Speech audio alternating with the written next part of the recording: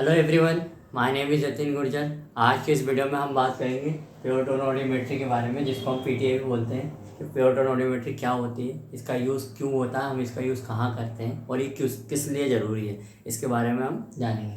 तो pure tone जो audiometry जो रहती है, इससे ये क्या होती है, इससे हम क्या रहता है कि जो पर्सन जो रहता है ना, कोई भी पर्सन, उसके हम हियरिंग सेंसिटिविटी के बारे में पता करते हैं। मतलब कि उसका कितना हियरिंग लेवल है उसके बारे में पता करते हैं। और प्योर टोन ऑडियोमेट्री से ही हम जो पेशेंट जो रहता है उसकी डिग्री ऑफ हियरिंग लॉस का मतलब जो गुडमैन क्लासिफिकेशन के अकॉर्डिंग जो पर्सन जो रहता है उसका हियरिंग लेवल के लिए एक रेंज होती है, जो नॉर्मल रेंज होती है और माइल्ड होती है, मॉडरेट होती है। इन रेंजों के बारे में हम अगले वीडियो में बात करेंगे।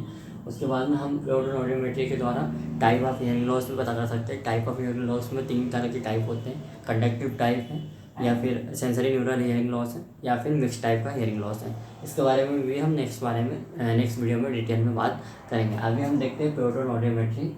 तो प्योर टोन ऑडियोमेट्री में क्या रहता है कि दो इंस्टीट्यूट है। पहला था ANSI, American national standard institute. उसके 2004 में उसने कुछ बताई थी, कुछ प्रोसेस के बारे में बताया था प्योर टोन ऑडियोमेट्री की, कि किस प्रकार हम प्योर टोन ऑडियोमेट्री कर सकते हैं। और एक आशा है, American speech language hearing association 205, उसने भी बताया था कि हम किस प्रकार से प्योर टोन ऑडियोमेट्री हमको करना चाहिए, उसकी क्या प्रोसेस होती है उसके बारे में बताया था।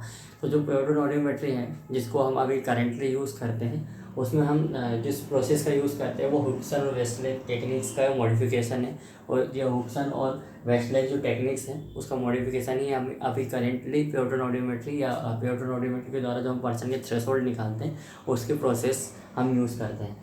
फर्स्ट इसका जो प्रोसेस रहती है, पहले डिस्क्राइब किया था काराट और जरगर ने 1959 में। सबसे पहले काराट और जरगर ने बताया था कि प्योर टोन ऑडियोमेट्री कैसे करते हैं।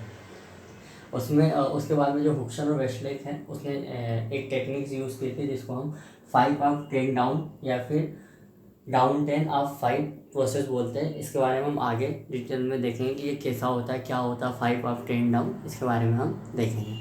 प्योर टोन ऑडियोमेट्री में हम आगे उसकी प्रोसेस में सबसे पहले हम देखते हैं उस प्रोसेस जो रहती है, कुछ स्टेपों में मैंने डिवाइड करके रखा हूँ। तो जब फर्स्ट स्टेप की बात करते हैं उसमें सबसे पहले आगा क्लियर इंस्ट्रक्शन।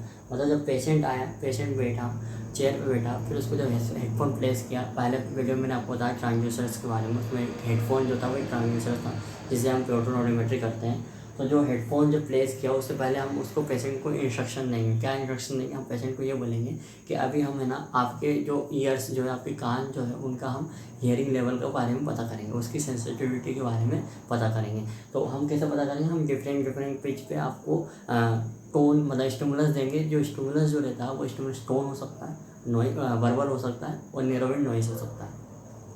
उसको हम देंगे जब आपको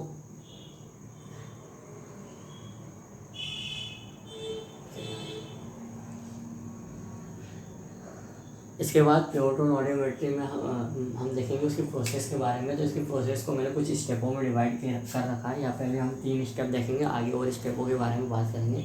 पहले 3 स्टेप में फर्स्ट स्टेप के बारे में बात करेंगे, क्लियर इंस्ट्रक्शंस। तो क्लियर इंस्ट्रक्शन से क्या मतलब रहता है कि जब पेशेंट आया, पेशेंट जब चेयर पर बैठा, तो इससे पहले वाली वीडियो में मैंने आपको प्योर टोन ऑडियोमेट्री के लिए जो हम ट्रांसड्यूसर्स यूज़ करते हैं उनके बारे में बताया है। तो हम पेशेंट को सबसे पहले हम AC कंडक्शन निकालते हैं। BC से पहले हम AC कंडक्शन निकालते हैं। तो AC कंडक्शन के लिए हम सबसे पहले हम जो रहता है हेडफोन का यूज़ करते हैं। तो हेडफोन्स का जब यूज़ करते हैं, जब पेशेंट को हेडफोन हम प्लेस करते हैं उससे पहले हम पेशेंट को इंस्ट्रक्शन देते हैं। क्या इंस्ट्रक्शन देते हैं कि अभी में आपके कान का जो रहता है, आपके ईयर्स जो रहता है, उसका हम अलग अलग पिच पे मिनिमम सेंसेशन लेवल का, हियरिंग सेंसेशन लेवल के बारे में पता करेंगे। मतलब कि आप डिफरेंट पिच पे आप कितना मिनिमम आप कितना सुन सकते हैं उसके बारे में हम पता करेंगे। और फिर उसके बाद में स्टेप 2 के बारे में बात करेंगे। स्टेप 2 में क्या रहता है कि जो ट्रांसड्यूसर्स जो रहते हैं, मतलब जो हेडफोन्स हैं या फिर जो इंसर्ट हैं, उनका जो ट्रांसड्यूसर्स है उनका प्रॉपर प्लेसमेंट होना चाहिए। मतलब कि जो पेशेंट जो रहता है उसके ईयर पे प्रॉपर प्लेसमेंट होना चाहिए। मतलब प्लेसमेंट के टाइम पे उसका पिन्ना कवर नहीं होना चाहिए, पिन्ना जो रहता है वो फोल्ड नहीं होना चाहिए। किसी भी प्रकार का जो ट्रांसफ़र हो रहा हमारा साउंड या स्टिमुलस, उसमें किसी भी प्रकार का अवरोध या फिर किसी भी प्रकार का व्यवधान नहीं आना चाहिए। तो हम इस प्रकार से उसका प्लेसमेंट करते हैं। उसके बाद स्टेप 3 जो रहती है, स्टेप 3 में हम क्या करते हैं, टेस्ट प्रोसेस स्टार्ट करते हैं। टेस्ट प्रोसेस स्टार्ट करने से पहले हम देखते हैं उसका टेस्ट प्रोसेस जब हम स्टार्ट करते हैं तो उसमें हम देखते हैं फेमिलराइजेशन फेज। तो फेमिलराइजेशन फेज का मतलब क्या रहता है कि पेशेंट को पहले समझ में आना चाहिए, उसको फेमिलराइज करते हैं कि आपको इस प्रकार का स्टिमुलस आएगा या आपको इस प्रकार का जो रहता है स्टिमुलस जो रहते हैं वो हम 3 प्रकार के यूज़ कर सकते हैं। एक टोन रहता है, एक रिंगिंग सेंसेशन वर्बल जो रहता है, उसके बाद में एक जो रहता है वो नैरोइंग नॉइज़ होता है। तो जब हम उसको स्टिमुलस प्रेजेंट करेंगे तो उसको पहले फेमिलराइज करवाएंगे। फेमिलराइज करवाने के लिए हम क्या करेंगे कि उसका जो थ्रेशोल्ड रहते हैं उसके ऊपर लेवल पे हम उसको स्टिमुलस देते हैं। तो आगे हम फेमिलराइजेशन कैसे करवाते हैं इसके बारे में देखते हैं कि पेशेंट को फेमिलराइजेशन फेज में हम क्या क्या करवाते हैं, पेशेंट जो रहता है वो किस प्रकार से फेमिलराइज होगा उसके बारे में हम देखेंगे।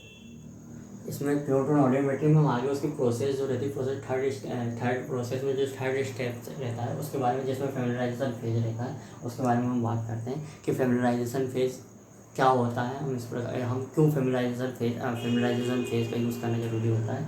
फेमिलराइजेशन फेज का मतलब ये रहता है कि पेशेंट को जो रहता है हम जो स्टिमुलस दे रहे हैं उससे फेमिलराइज करवाना, मतलब कि हम जो स्टिमुलस दे रहे हैं उसमें पेशेंट का रिस्पॉन्स कैसे निकालना है या पेशेंट कैसे रिस्पॉन्स करेगा उसके बारे में उसको बताना होता है। तो फेमिलराइजेशन फेज में जो हम जो कराट और जरगर जो था उन्होंने बोला था फेमिलराइजेशन के लिए हम 1 किलो हर्ट्ज़ की प्योटोन यूज़ करेंगे।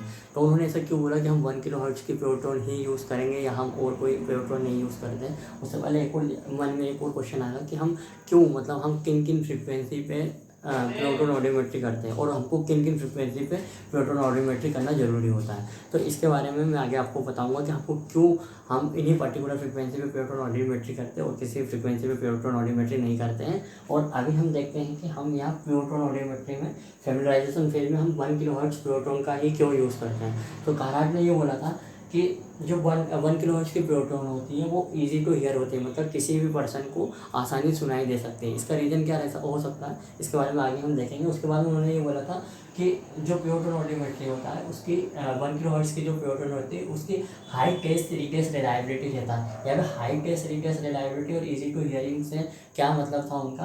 तो उन्होंने बहुत सारे पेशेंटों पे क्या रहता है एक्सपेरिमेंट किया था। तो उन्होंने ये देखा था कि जब मल्टीपल लोगों पर एक्सपेरिमेंट किया था तो उनको ये देखने को मिला था कि जब हम मिड फ्रिक्वेंसी यूज़ कर रहे हैं, यानी कि जब हम 1 किलो हर्ट्ज़ की फ्रिक्वेंसी यूज़ कर रहे हैं, जब पेशेंटों में फेमिलराइजेशन आसानी से हो पा रहा था, मतलब पेशेंट उन चीज़ों को आसानी से समझ पा रहे थे, इसलिए उन्होंने बोला था उसके टेस्ट रिटेस्ट रिलायबिलिटी ज़्यादा रहती थी। और उन्होंने ये भी देखा था कि जो नॉर्मली पेशेंट जो रहता है उनमें हमको नॉर्मल केसों में ये देखने को मिलता है या तो लोअर फ्रिक्वेंसी लॉस होता है या फिर हाई फ्रिक्वेंसी लॉस होता है। बहुत कम चांस होता है कि मिड फ्रिक्वेंसी पे लॉस होता है। तो उन्होंने इस वजह से भी शायद 1 किलो हर्ट्ज़ की प्योटोन यूज़ किया। उसके बाद उन्होंने ये बोला था कि 1 किलो हर्ट्ज़ की जो फ्रिक्वेंसी रहती है, मिड फ्रिक्वेंसी जो रहती है वो मिड रेंज रहती है और इससे आसानी से पर्सन जो रहता है, मतलब बात में ये कि आसानी से उसको हियरिंग हो जाएगी, आसानी से उसको परसीव हो जाएगी। उसके बाद में उन्होंने ये बोला था फेमिलराइजेशन फेज में उन्होंने बोला कि हमने पिच तो सेलेक्ट कर ली कि हम 1 किलो हर्ट्ज़ की फ्रिक्वेंसी जो रहता है वो यूज़ करेंगे। उसके बाद में उन्होंने बोला था इंटेंसिटी की, हमको कितनी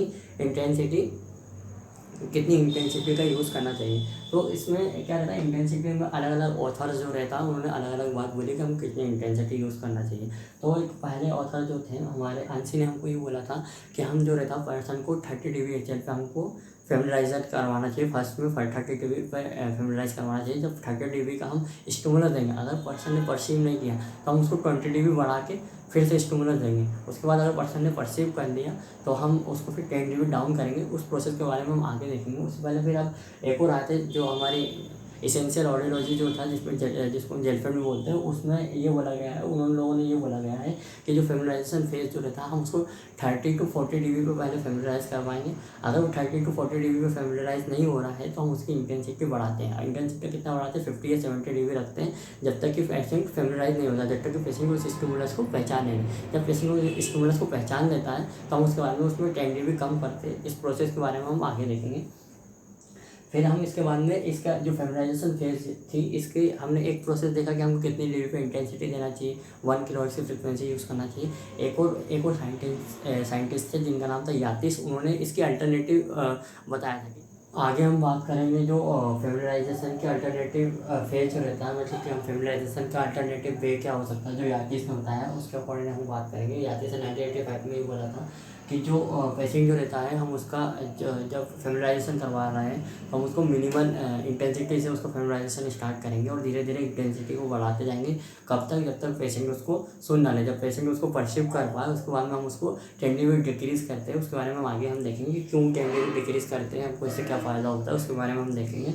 और फिर उसके बाद में उसने ये बोला था, यातीश ने बोला था कि हमें क्यों फेमिलाइजेशन की मतलब जो मिनिमल इंटेंसिटी क्यों देना ज़रूरी है, इससे हमको क्या फ़ायदा हुआ। तो उसने ये बोला था कि ये प्रोसेस जो रहती है, जो टाइम जो रहती है ना, वो कम टाइम लेगी, लेस टाइम कंज्यूम करेगी। उसका रीज़न ये रहता है कि उस जो इंटेंसिटी रेंज जो रहती है वो हमारी जो हम इंटेंसिटी रेंज रहेगी वो हमारी थ्रेशोल्ड के नियर में रहेगी, इसलिए उसमें कम टाइम रहेगा। और उसने ये बोला था कि इसमें कुछ सम करेक्ट बिहेवियर जो रहते हैं, वो करेक्टरिस्टिक बिहेवियर जो रहते हैं एसोसिएटेड रहते हैं।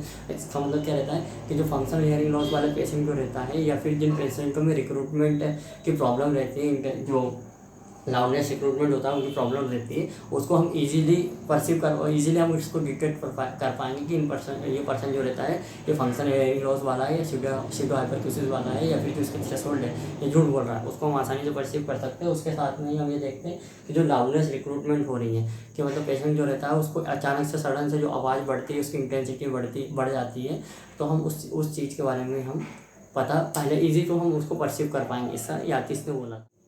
इसके बाद में हम प्योटोन ऑडियोमेट्री के स्टेप 4 के बारे में बात करेंगे कि हमको स्टेप 4 में हम क्या करते हैं। तो स्टेप 4 में हम कुछ पर्टिकुलर फ्रिक्वेंसी सेलेक्ट करते हैं जिनकी हमको ज़रूरत है, डिजायर फ्रिक्वेंसी रहती है, हम उनको सेलेक्ट करते हैं। तो यहाँ पर क्वेश्चन ये आता है कि हम कुछ पर्टिकुलर फ्रिक्वेंसी को ही क्यों सेलेक्ट करते हैं, इसकी और वो कौन कौन सी फ्रिक्वेंसी है जिनको हम सेलेक्ट करते हैं, उसके बारे में हम देखते हैं।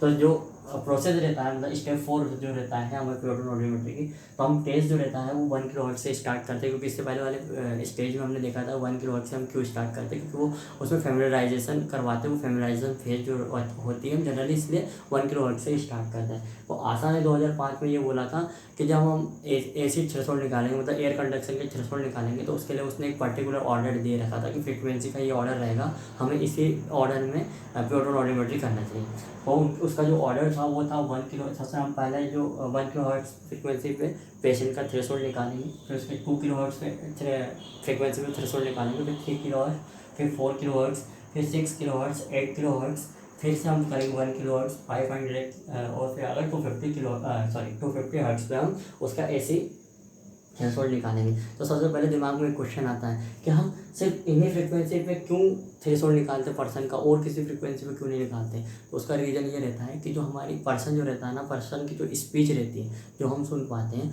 वो स्पीच बनाना जो रहता है ना, वो जिसमें कंसोनेंट और वॉवल रहते हैं, वो इन्हीं फ्रिक्वेंसी के बीच में लाया करता है। मतलब कि 1 किलो जो 250 हर्ट्ज से लेके हमारे 8 kHz तक की फ्रिक्वेंसी पे ही लाया करता है। मतलब मैक्सिमम कंसोनेंट और वॉवल्स इसी साउंड जो रहता है उनकी फ्रिक्वेंसी जो रहती है वो यही रहती है, इसलिए हमको इन्हीं फ्रिक्वेंसी पे टेस्ट करते हैं। उसके बाद में कुछ स्पेशल केस होते हैं जिनमें हम 8 kHz से ऊपर भी टेस्ट कर सकते हैं या टेस्ट करते हैं, जैसे कि 9 kHz या इनमें भी हम टेस्ट करते हैं। वो कौन से केस होते हैं, जैसे कि कोई पर्सन जो रहता है जिसमें जो मेडिकल मतलब जो ड्रग्स यूज़ कर रहा है, ड्रग्स की वजह से जो हियरिंग लॉस हो रहा है, मतलब ऑटोटॉक्सिसिटी जो हो रहा है, उसको जानने के लिए भी हम हायर फ्रिक्वेंसी पे हम टेस्टिंग कर सकते हैं। और हम 125 हर्ट्ज पे भी हम टेस्टिंग कर सकते हैं। उसके लिए भी एक स्पेशल केस होता है। कौन सा केस कि किसी पर्सन में लोअर फ्रिक्वेंसी पे अगर लॉस आ रहा है, मतलब कि जो लोअर फ्रिक्वेंसी रहता है उस पर अगर किसी प्रकार का हियरिंग लॉस आ रहा है, तो हम 250 हर्ट्ज पे हम उसका पेशेंट का थ्रेशोल्ड निकाल सकते हैं। उसके बाद में आपने इसको ध्यान से देखा होगा तो आपको एक चीज़ नोटिस किया होगा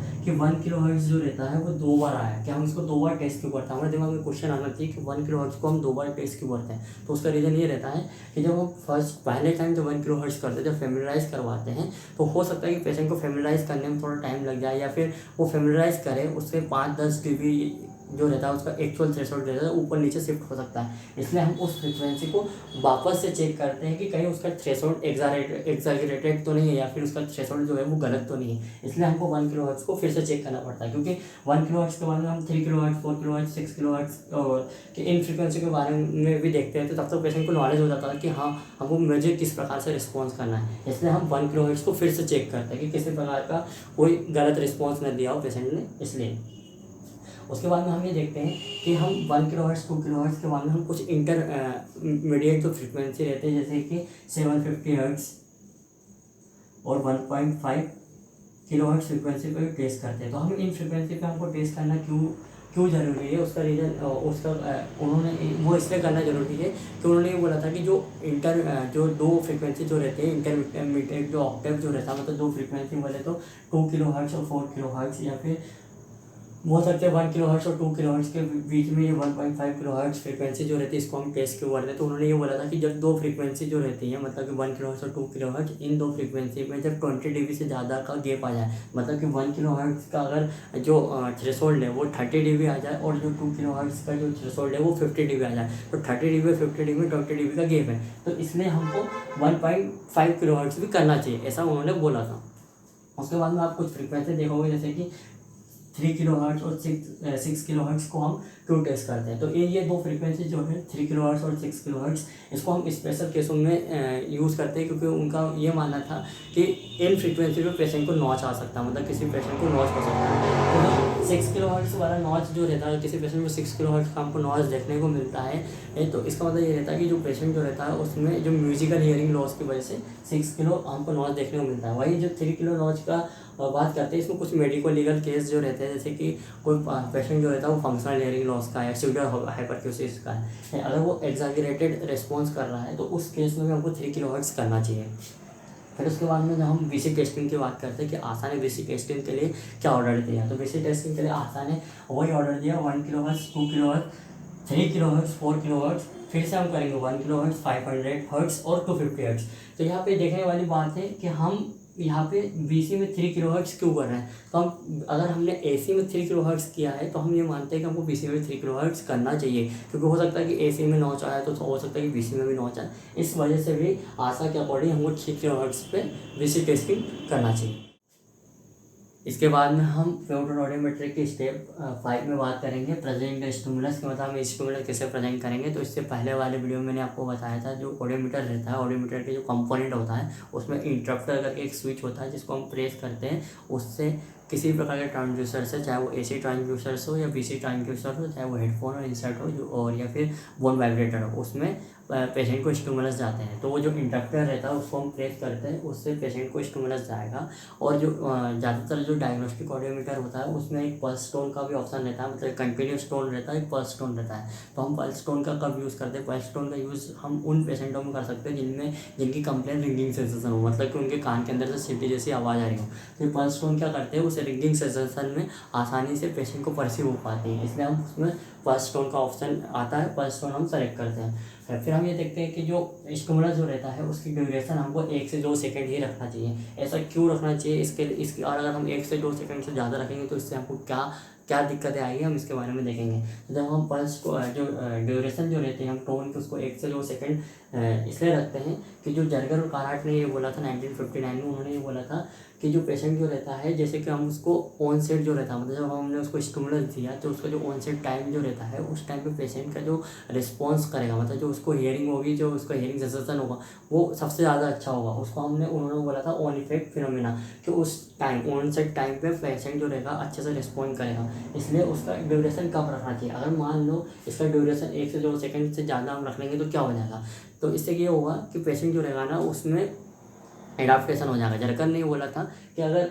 पेशेंट जो रहेगा उसको 1 से 2 सेकंड देंगे तो उससे क्या फ़ायदा होगा, तो उन्होंने बोला था कि इसमें एडाप्टेशन जो रहेगा, एडाप्टेशन के चांस कम हो जाएंगे, और उससे क्या होगा कि इस इंसान जो रहता है, मतलब पर्सन जो रहेगा ना उसका जो टेस्ट थ्रेशोल्ड की जो रिलायबिलिटी रहती है ना वो बढ़ जाएगी, ऐसा जरकर ने बोला था। अगर मान लो हम 1 से 2 सेकंड से ज़्यादा दे देंगे तो क्या बिगड़ जाएगा, तो उसमें ये होगा कि पेशेंट को वो टोन एडाप्ट हो जाएंगे, मतलब कि अगर हम उस टोन को लंबा दे रहे हैं तो पेशेंट को वो एडाप्ट हो जाएगा, उसके जो न्यूरल की जो फायरिंग रहेगी ना वो कम हो जाएगी, और जो नर्व जो रहती है वो फेटिक हो जाती है, उससे न्यूरल की फायरिंग जो रहती है वो कम हो जाती है। इससे क्या रहता है कि पेशेंट के जो थ्रेशोल्ड रहते हैं वो वेरी होंगे और उसका एक्चुअल थ्रेशोल्ड हम पता नहीं कर पाएंगे, इसलिए उन्होंने बोला था इसकी ड्यूरेशन जो रहता है 1 से 2 सेकंड रखना चाहिए।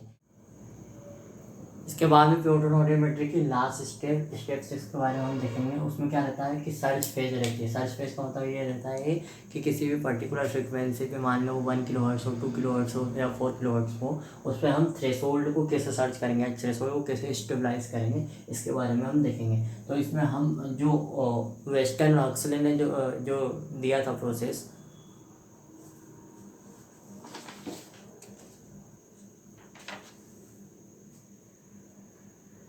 इसके बाद में हम प्री-ऑटो ऑडियोमेट्री की लास्ट स्टेप 6 के बारे में देखेंगे। स्टेप 6 में हम देखेंगे सर्च फेज। सर्च फेज से मतलब ये रहता है कि जो हमारी पर्टिकुलर फ्रीक्वेंसी है, जैसे कि चाहे वो 1 किलोहर्ट्ज़ हो, 2 किलोहर्ट्ज़ हो, 4 किलोहर्ट्ज़ हो, उस पर हम थ्रेशोल्ड को कैसे स्टेबलाइज करेंगे कि किसी भी पेशेंट का थ्रेशोल्ड ये है, उसके बाद उसको हम कैसे फाइंड करेंगे, वो सर्च फेज में हम देखते हैं। तो इसमें अप 5 डाउन 10 जो हमारा हुक्सर और वेस्टलेग जो रहता है ना, उसकी प्रोसेस का यूज़ करेंगे। इसमें उन्होंने क्या बोला था, उन्होंने ये बोला था कि जब हम फेमिलराइज करवाते हैं पेशेंट को, मान लो कि पेशेंट का फेमिलराइजेशन जो रहता है वो 50 dB पे हुआ है या कि उसका 50 dB पे उसका फेमिलराइजेशन हुआ है, तो उन्होंने ये बोला था कि जो थ्रेशोल्ड पे पेशेंट आइडेंटिफाई कर पाए या जो जिस थ्रेशोल्ड पे पेशेंट पहचान पाए कि हाँ उसको स्टिमुलस आया है, जब वो अपना फिंगर या हैंड राइज कर दे, उसके बाद में हम क्या करेंगे, उसमें 10 dB कम करेंगे। मान लो इसको हम इस चीज़ को हम एग्जाम्पल से समझते हैं। मान लो जो पेशेंट जो रहता है, जो उसका फेमिलराइजेशन जब हमने करवाया, उसने रिस्पॉन्स किया 30 dB पे, जो इंटेंसिटी जब हमने रखी डायलर्स को सेट किया 30 dB पे, तो पेशेंट ने रिस्पॉन्स किया कि हाँ उसको स्टिमुलस आया। तो हमने क्या किया, 10 dB उसको डाउन किया, उसको 10 dB मतलब जो हमारा डायलर जो रहता है ना, जो मैंने आपको बताया पिछले क्लास में कंपोनेंट ऑफ ऑडियोमीटर, तो उसमें जो डायल जो रहता है ना, डायल को हमने 10 dB कम किया, यानी कि डाउन 10 किया। तो डाउन 10 किया तो उससे क्या हुआ कि 20 dB पे उसका स्टिमुलस फिर से हमने प्रेजेंट किया, फिर से पेशेंट ने रिस्पॉन्स किया। अगर फिर से पेशेंट ने हाथ अपना राइज किया तो इसका मतलब ये कि पेशेंट को सुनाई दे रहा है, तो फिर से हम क्या करेंगे, 10 dB उसको डाउन करेंगे। तो फिर कितना इंटेंसिटी कितना हुई, 10 dB उसकी इंटेंसिटी हो गई। फिर 10 dB पे जो रहता है पेशेंट ने रिस्पॉन्स नहीं किया, मतलब उसका 10 dB पे रिस्पॉन्स नहीं आया, तो हम फिर क्या करेंगे, 5 dB उसको बढ़ाएंगे। ये लिखा अप 5, तो 5 dB हमको बढ़ाएंगे, मतलब कि हमारा अगला रिस्पॉन्स किस पे होगा, 15 dB पे होगा। जब 15 dB पे पेशेंट ने रिस्पॉन्स नहीं किया, तो फिर हम क्या करेंगे, फिर से 5 dB बढ़ाएंगे, अब 5 फिर से करेंगे। फिर हमने कितना किया, ये 20 dB पे हमने फिर रिस्पॉन्स स्टिमुलस दिया, पेशेंट ने रिस्पॉन्स नहीं किया। फिर हम क्या करेंगे, फिर हम वही चीज़ करेंगे, फिर हम 5 dB बढ़ाएंगे। 5 dB जब हमने बढ़ाया तो पेशेंट का जो इंटेंसिटी जो होती है वो 25 dB आ गई। 25 dB पे पेशेंट ने फिर से अपना हैंड राइज किया, मतलब कि उसको स्टिमुलस परसीव हुआ।